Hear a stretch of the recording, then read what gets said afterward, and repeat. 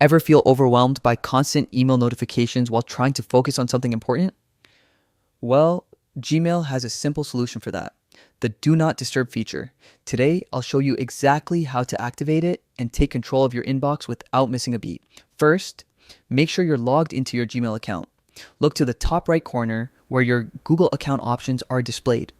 Click on your status, usually labeled as active.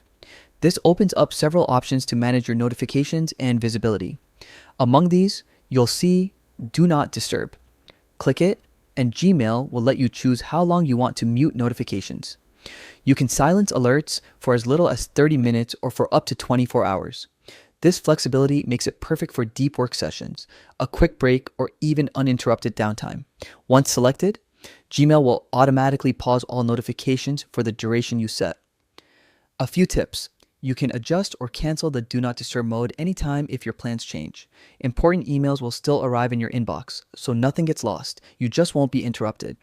Using this feature regularly can dramatically boost your productivity and give you back control over your focus. So next time the flood of notifications is too much, try activating Do Not Disturb and experience a calmer, more focused workflow. Give it a shot and see the difference it makes in your day.